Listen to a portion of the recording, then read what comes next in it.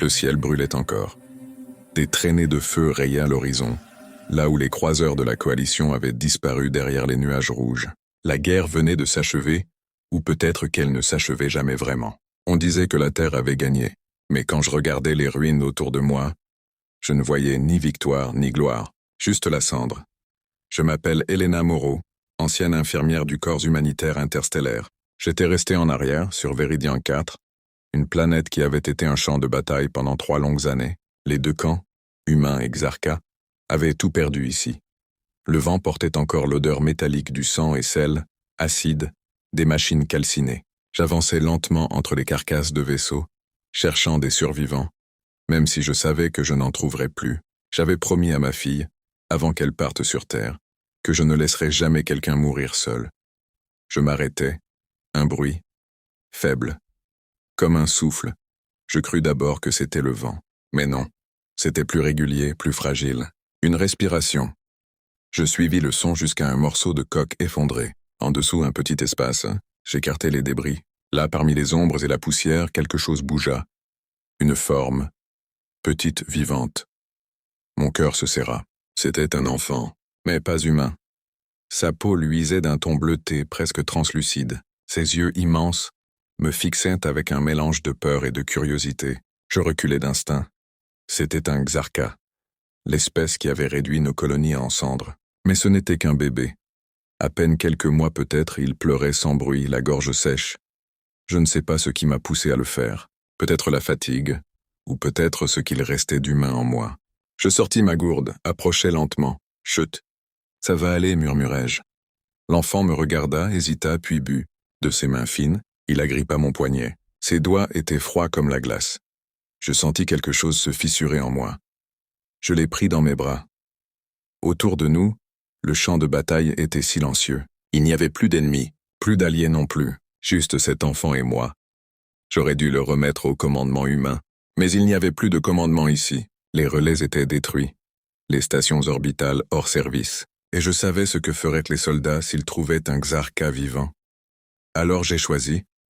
Je l'ai emmené avec moi. Pendant des semaines, nous avons erré à travers les ruines. Je le nourrissais avec ce que je trouvais. Je le lavais dans les ruisseaux d'eau acide. Je lui parlais pour qu'il n'oublie pas le son d'une voix douce. Je lui ai donné un nom, Kael.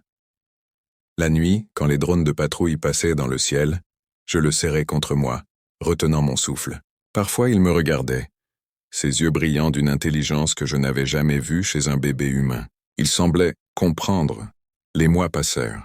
Kael grandissait vite, beaucoup plus vite qu'un enfant humain. Il apprenait à parler. D'abord avec mes mots, puis avec les siens. Parfois, il me corrigeait, comme s'il savait des choses que je ne pouvais pas savoir. Un soir, alors que nous étions abrités dans une ancienne station médicale à moitié effondrée, il me demanda « Pourquoi tu ne m'as pas laissé mourir, maman ?» Le mot me frappa. « Maman », je souris malgré les larmes. Parce que personne ne mérite de mourir seul. Kael, pas même un ennemi. Il réfléchit longuement, les yeux perdus dans la lumière bleue du feu de camp. « Alors tu es différente des tiens, dit-il. »« Non, répondis-je doucement. Je suis exactement comme eux. C'est juste qu'on a oublié ce que c'est que d'être humain. Les années ont passé. Nous avons trouvé un abri permanent.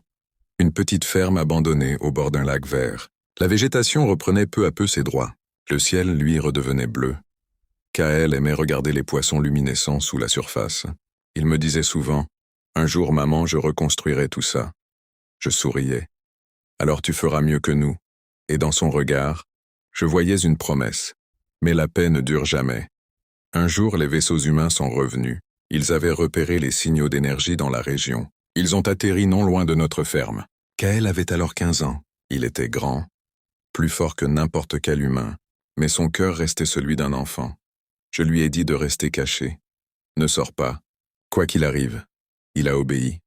Je suis allé à leur rencontre, le cœur battant. Les soldats étaient jeunes, couverts de poussière, fatigués. Leur commandant, un certain capitaine Rivas, me regarda avec méfiance. « Vous vivez seul ici ?»« Oui. J'étais infirmière pendant la guerre. J'ai survécu. » Il hocha la tête. « Nous faisons une inspection. On cherche des traces d'activité Xarca. Je sentis la sueur couler dans mon dos. « Il n'y a plus rien ici, répondis-je. Mais au loin, un bruit, une branche, une silhouette. Kael, le capitaine, dégaina son arme. « Là !» Non, criai-je. Ce n'est qu'un... Trop tard. Les soldats encerclèrent Kael. Leurs capteurs s'allumèrent, détectant immédiatement son ADN non humain. Un Xarca. Comment est-ce possible? Kael leva les mains. Je ne veux pas vous faire de mal, dit-il calmement. Le capitaine hésita. Il voyait bien que ce n'était pas une menace. Mais la peur fait oublier la raison. Je me plaçai entre eux. Ne tirez pas. Il est mon fils. Un silence. Les soldats se regardèrent incrédules. Votre fils? Je hochai la tête. Oui, c'est moi qui l'ai élevé. Il n'a jamais connu la guerre. Kael me regardait, les yeux humides. Je voyais sur le visage du capitaine la lutte entre le devoir et l'humanité. Finalement, il abaissa son arme. Nous allons en référer au haut commandement. En attendant, il reste sous surveillance. J'acquiesçai. C'était mieux que la mort. Cette nuit-là, Kael ne parla pas. Il resta assis dehors, regardant les étoiles. Je vins m'asseoir à côté de lui. Ils ont peur de moi, dit-il. Ils ont peur de ce qu'ils ne comprennent pas. Mais un jour, ils verront qui tu es vraiment. Il me regarda. Et si moi aussi je changeais? Si je devenais comme eux? Je lui souris tristement. Alors tu feras ce que les humains ont toujours fait. Choisir. Kael serra ma main. Alors je choisis d'aimer. Et ce soir-là, sous les étoiles de Véridian, je compris que quelque chose venait de naître. Une chance fragile pour l'univers tout entier. Les jours qui suivirent furent lourds de silence. Les soldats avaient établi un petit campement près de notre ferme. Kael restait à distance, observé, mesuré, étudié. Chaque soir, il prenait des échantillons de son sang, scannait ses réactions, posait des questions qu'il ne comprenait pas toujours. Je voyais dans ses yeux la peur qu'il ne voulait pas montrer, et dans ceux des soldats, la méfiance. Le capitaine Rivas, pourtant, semblait troublé. Il venait souvent me parler sans armes. Juste pour comprendre, vous saviez ce qu'il était dès le début? Demanda-t-il un matin. Oui, répondis-je simplement. Et je l'ai quand même gardé. Pourquoi? Je le regardai longuement. Parce que je ne pouvais pas le laisser mourir. Parce que je croyais qu'un jour, quelqu'un devait rompre la chaîne de la haine. Il ne répondit pas. Mais je vis dans son regard une fissure, un doute. Kael, lui, grandissait encore. Il dépassait désormais tous les hommes du camp. Son intelligence fascinait les ingénieurs. Il comprenait nos systèmes, nos langues, nos failles. Parfois, il aidait même les techniciens à réparer les équipements. Mais il y avait quelque chose d'autre, des rêves, des voix qu'il entendait la nuit. Un soir, il vint me réveiller, tremblant. « Maman. » Il m'appelle, je me redressai, inquiète. « Qui ça, Kael ?»« Les miens. Les Xarca. Ils savent que je vis. Ils viennent. » Je sentis le froid me traverser. « Comment? Tu es sûr? » « Oui, ils veulent en récupérer ce qui leur appartient. » Le lendemain, je prévenais Rivas. Il écouta, incrédule. « Impossible, leurs flottes ont été détruites. »« Pas toutes, dis-je. Et s'ils viennent, ce ne sera pas pour négocier. » Kael se tenait derrière moi, calme, presque résigné. Ils pensent que j'ai été corrompu, que j'ai oublié qui je suis. Le capitaine croisa les bras. « Et toi, tu es quoi exactement ?» Kael répondit d'une voix douce. « Je suis le pont entre deux mondes. » Quelques jours plus tard, les radars confirmèrent son intuition. Une signature énergétique massive approchait. Des vaisseaux Xarca.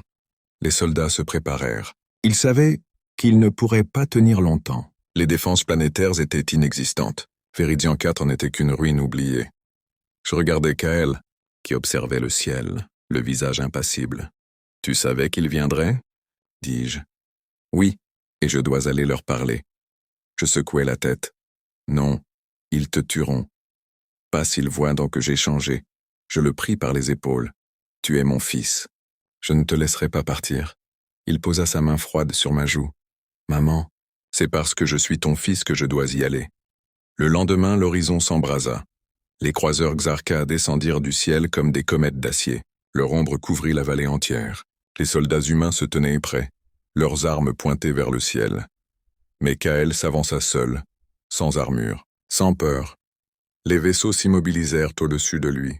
Des faisceaux lumineux balayèrent le sol. Puis, un champ de gravité s'ouvrit, et une silhouette descendit lentement du ciel.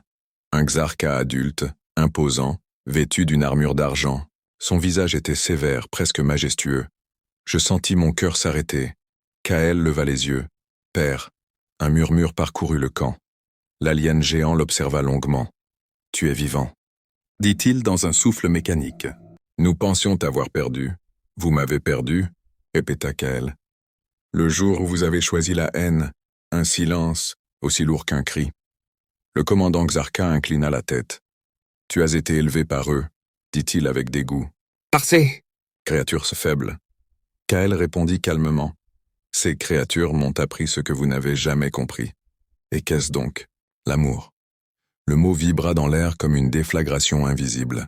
Même les soldats humains cessèrent de respirer. Le commandant recula légèrement. L'amour est une faiblesse. Nous survivons par la force. Non, vous survivez par la peur. Et la peur détruit tout. Je ne sais pas d'où venait la lumière qui s'alluma dans les yeux de Kael, mais à cet instant, il n'était plus un enfant. Il était quelque chose d'autre, quelque chose de plus grand. Les Xarkas dans le ciel réagirent. Des armes s'allumèrent. Le capitaine Rivas cria aux hommes de se préparer à riposter.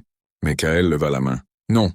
Une onde parcourut le sol. Les détecteurs humains s'affolèrent. Les champs d'énergie des vaisseaux Xarkas s'éteignirent un instant, comme si quelque chose de vivant venait d'interférer avec leur technologie. Kael s'avança encore. Je ne veux pas la guerre. Pas encore. Vous avez détruit des mondes. Et les humains ont fait de même. Si l'un de vous tire, tout sera fini. Le commandant Xarka gronda. Tu n'es plus des nôtres. Kael baissa la tête. Peut-être, mais je suis encore ton fils. Et dans ce regard échangé entre eux, il y avait plus de vérité que dans tous les traités de paix jamais signés. Soudain, un soldat humain tira. Une rafale perça le silence. Effleurant Kael, je hurlai. Le capitaine Rivas saisit l'arme du soldat, le désarma de force.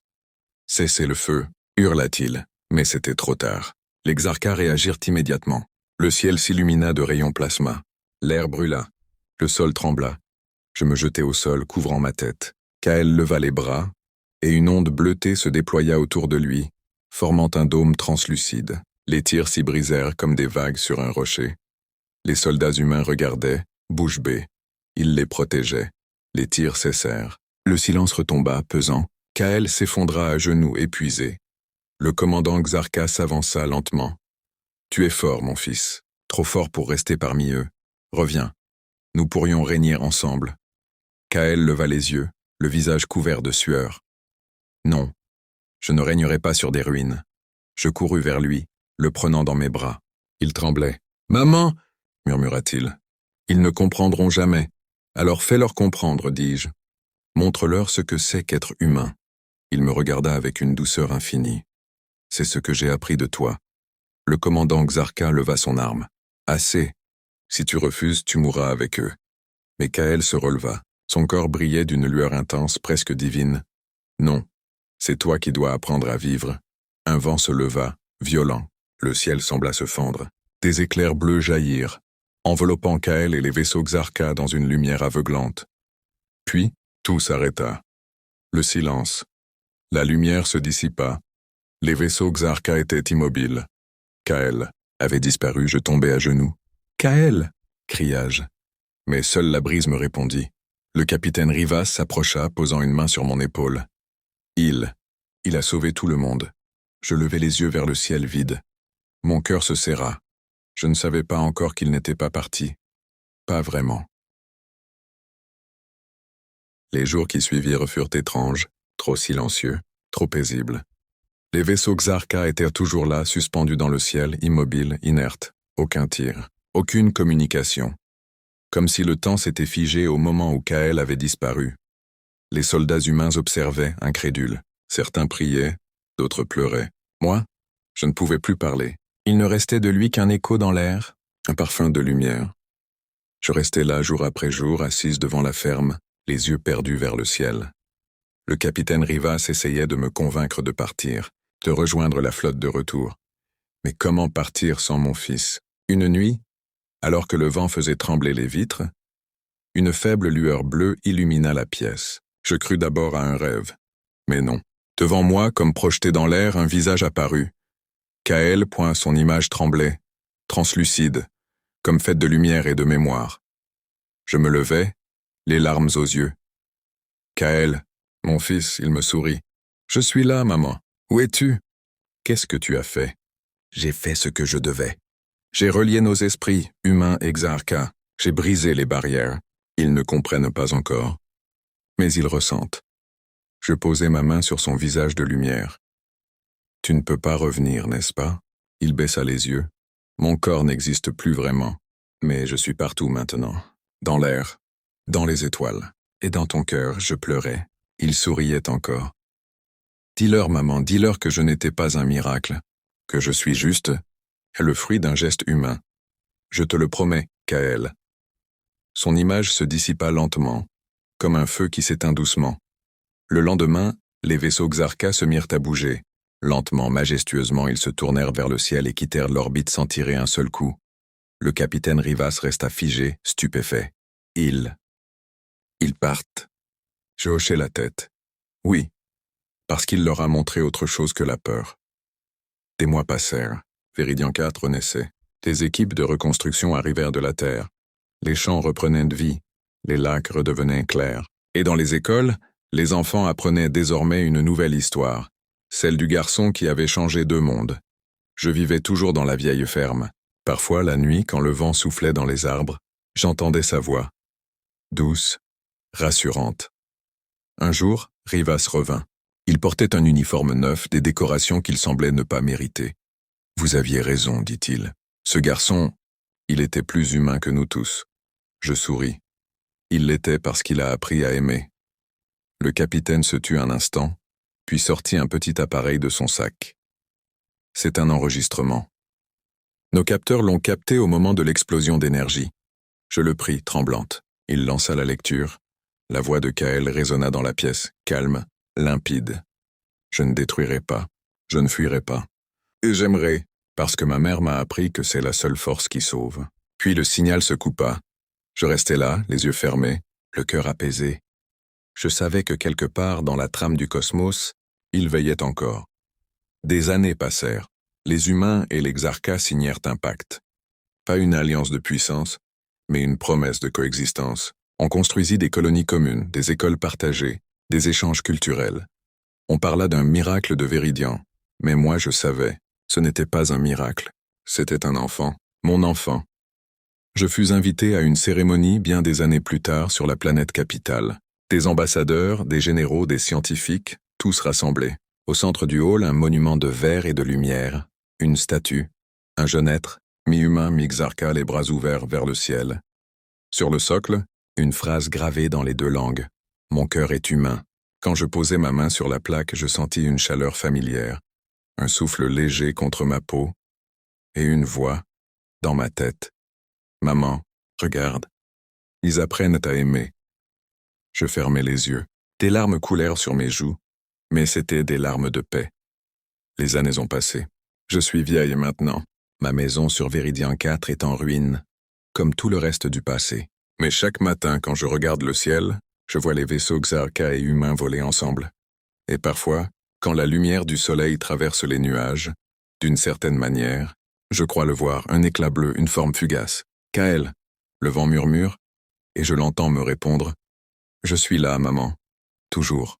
Je souris, parce que je sais qu'il dit vrai. Ce jour-là, je ferme les yeux pour la dernière fois. Je ne ressens ni peur ni solitude, seulement cette chaleur douce, celle qu'il m'a laissée. Et dans le silence infini de l'univers, une dernière phrase résonne, portée par les vents stellaires. Ma mère était humaine, c'est pour cela que je sais aimer. La paix s'étend alors sur Viridian 4, et peut-être sur l'univers tout entier.